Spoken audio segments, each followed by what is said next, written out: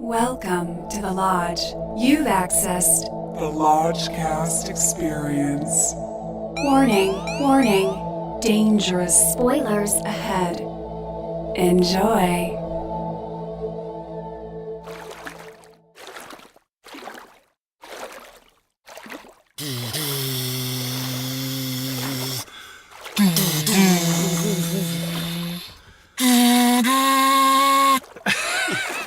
Welcome to the Lodgecast Hot Take for Aquaman. Wet take. Hot wet take. Hot. I'm your Lodge Master. With me as always is Brother Bishki Yo. and Brother Lucas. Ahoy there! And we are Lodgecasting for the first time in the Lodge Mistress's new Prius. The Red Dragon. The Red Dragon. Sounds birds. The official Toyota sanctioned color description for this car is hypersonic red. Hypersonic! So there you go. Okay, enough staving off the inevitable. Here comes Aquaman. Brother Bishki. I staved it off as long as I could. I saw it Until you dove into the sea. I went to the AMC Burbank at 11 p.m. last night. Oh. Oof. Because that's the last chance I What had was to the see crowd like? Was there anyone else there besides you? it. There was about 8 people.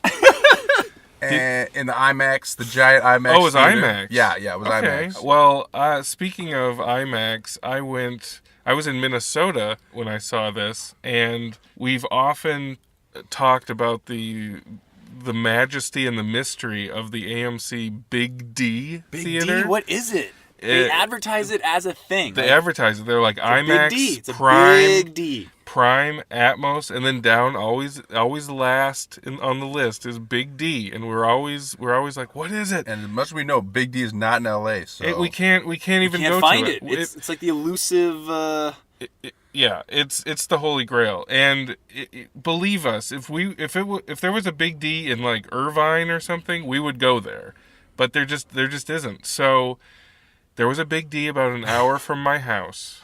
I went to the Big D. I traveled there, and I am sad to report that it is not all that. The D stood for disappointment. It was a screen that is slightly larger than your average movie theater screen, like an IMAX. but not not anywhere IMAX. near an IMAX. Not anywhere near an IMAX. So it's like, what am I supposed to look at here? But all the seats said Big D on them. So there you go. It didn't necessarily help the movie for me. It didn't help the movie-going experience because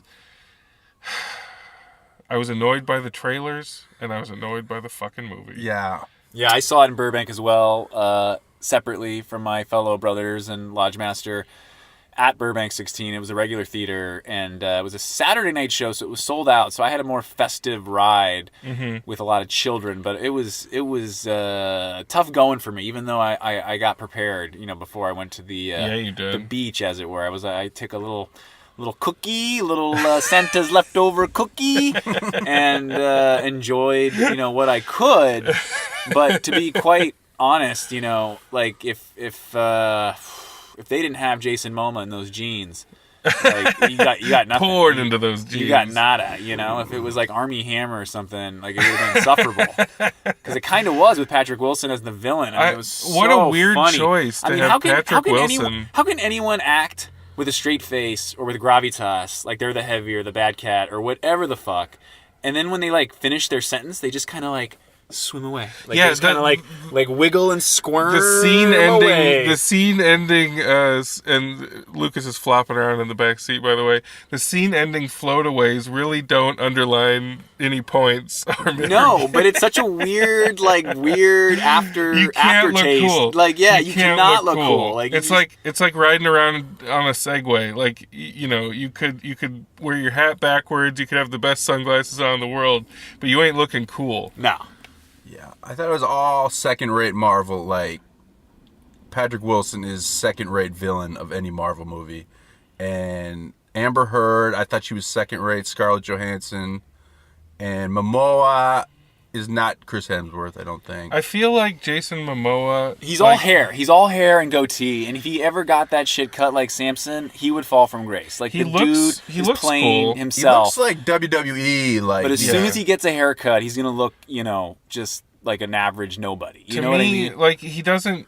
His performance doesn't have a sparkle in it. Like to me, he feels like in high school, if you're putting on a musical and you need like a big tough guy, so you recruit a jock to come in who knows nothing about theater, and he learns all the lines and delivers them and doesn't forget anything, and so you applaud him like way more than you should just for that.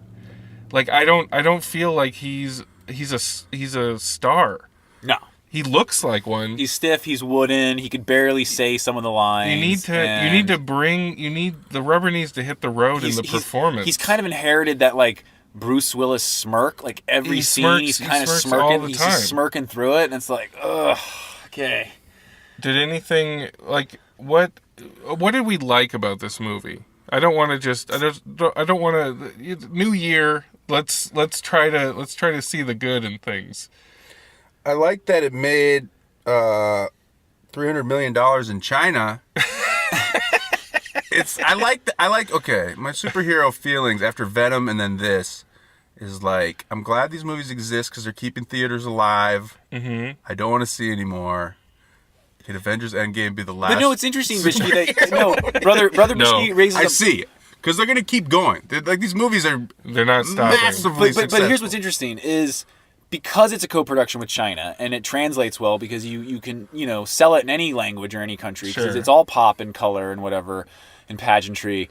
But what's interesting is that it made all that money, that like $300 million, when to me, I'm sitting there thinking like this should be a bomb of the highest order. Like this, I don't understand how this is succeeding, except that we have now reached like critical mass with like our cannibalistic of IP, where it's like, yes, we need every Marvel, every Disney, And every fucking Star inertia. Wars. Like it's like already a snake eating moving. its tail. Like it's I pose this question: what's Disney gonna do when the well of animated IP runs dry? When they've remade But that's everything, like a decade from now. they'll just At reboot it least. again, I guess, like Yeah. Spider-Man. They'll just start over. They'll just start over because people will have forgotten. Like Batman's gonna be rebooting. But we digress. But this Anyway. movie, I like the color. It was very vibrant and garish, and it kind of had that like the bioluminescence. Speed Racer vibe, but not. But you don't. Well, what do I like? Sorry, yeah. I was about to launch into something. I liked Nicole Kidman. I thought the first section where she kind of washed ashore and was like, I liked that. I liked the vibe of that. It was over way too quickly.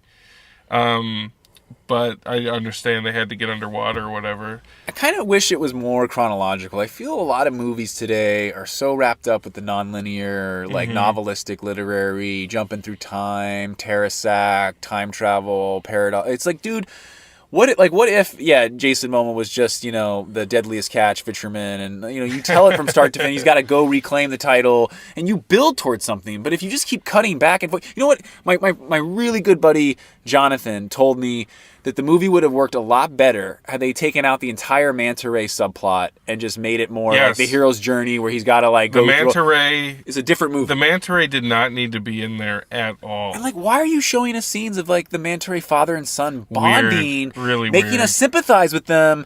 So who am I rooting for? And why was he fine tuning his costume to Depeche Mode? There are some music cues in this that are incredible.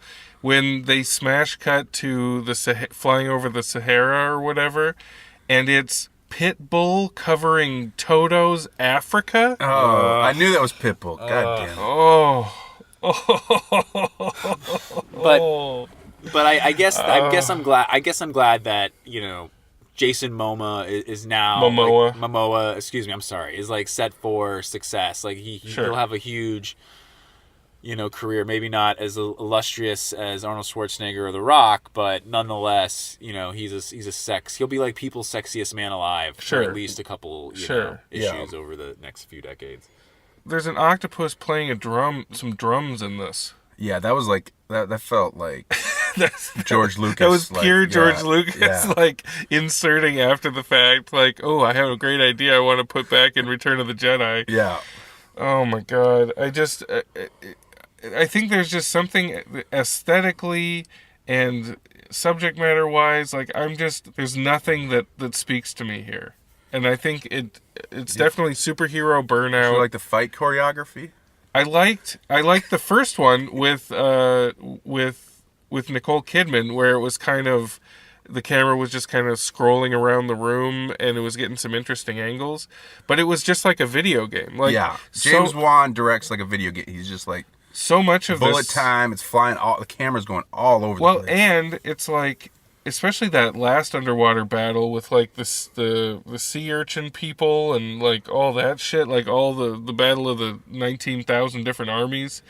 Like, it reminded me of a video game like back in the day when it would be called Too Many Sprites. You know, there's too much on the screen and it would slow the video game down. I was waiting for the video game to slow down, but it's a movie and it didn't slow down. It felt slow though for me because I definitely was fading, and then at a certain part, I think it was a flashback where Willem Dafoe was like, not like this, and they dive into the water, and he's like, use your night vision, and then all of a sudden, like, the dark undersea world comes to, like, iridescent light, and I was like, okay, this is pretty.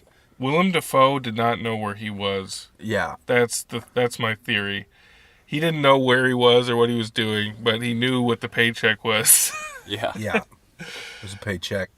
I'm looking forward to James Cameron's Avatar 2. I am too. 3 and 4. That's gonna be great. For some art direction. It's kind of crazy that Cameron, like, beat his own record, right? Like, that just blows my mind to this day. I can't get over it. Yeah, Avatar 2 will beat the last record. I know, right? Like, what if it does, though? Seriously, It like, will. what if Cameron just is the number one guy, like, ever, like, for all time? Like, it's just weird. It's just so weird. I think the thing is, he makes sure that there's enough Hype? hype and there's enough rewatch value, you know, where you gotta go check it out again, or you gotta bring more people to see what the fuck he was up to. God, I wish he produced more. I wish he just had, like, a Jason Blum sidearm where he just cranks out, like, lower budgeted stuff as a producer. He would kill it. Oh, we should email him and ask him if he could do that, please. He's cranking out Alita. Alita Battle Angel. That's our next Aquaman hot take. Yes. So wait, so do we know if there's a salad dragon scene in Aquaman? I don't really God. remember. I think the octopus playing the drums is the salad dragon for me. Yeah. It's like, really? Yeah, I don't remember there being one. I don't know. Can't remember. This movie was kind of depressing. And it was like 2.5 hours. It was so like 2:20. That's why poor long. Bishki was like seeing it at the worst possible hour because it's like he's gonna get home at dawn. I applaud you for your professionalism. Well, Just going and That seeing had to it. hurt. Late Night Confessions. I walked out during the desert sequence. Oh no! Oh. I don't blame you though. I don't blame you. I don't blame any I was other in- movie. You'd be in trouble, but I was in so much pain. when after Toto or before? Well, Right after Right Toto. after Toto. At least you got to hear Mr. Worldwide do his rendition of Africa. Yeah. All right. Well, you can't even. Your bone count's going to have an asterisk next to it. It does. But what would you give it if you had to wager a bone for the first fourth of the movie? 1. It's one bone, one lone bone dropped into the water, sinking to the bottom of the ocean. Brother Lucas, what do you got? My hand is on Brother Bishki's shoulder because again, we are on the same frequency. Oh, wavelength. wow. I give it a bone for Moma's jeans. You're linking up. You're linking up. He looks sexy in those jeans. I don't think I didn't like this movie, but I don't think I'm gonna go a bone. I think I'm gonna give it a half bone extra for just because Dafoe was there and he had that little top knot. I mean, why not make Dafoe the bad guy? You know what I mean? Like, Yeah, because he's yeah. already played the Green Goblin, so it's like, no, we don't want to like typecast him. We're gonna make him like the Obi-Wan absolutely. Kenobi. But it's like he's not chewing the scenery. You got to give him something. He to doesn't chew. know where he is. But I liked that he was there, And whenever I think about this movie, I'm going to think of his just bewildered face in the middle of, in a sea of green screen, and it's going to make me smile. So that's what that extra bone is for. Yeah. Bone and a half for me. These superhero movies, man. Did we skip They're Captain not- Marvel? No. Okay. No, I'm actually excited to see Captain Marvel because it's like, you know, a real person. It's like, what's her name? I'm sorry. Brie Larson. Larson. It's like, I'm more interested to see that than I am Aquaman or... Can we skip DC movie? No. Okay. We got to see Wonder Woman 2. Oh. We got to see Captain 1984. Marvel. That's right up our alley. We love the 80s. Yeah, right, yeah. guys? I like it. Bitch, I you like- love the 80s. I do. I want to see it. You know they're going to have Prince songs and Michael Jackson songs. Yeah. All right. Well, Sorry. Aquaman, glug, glug, glug. Glug, glug, glug, glug, glug, glug. So hot.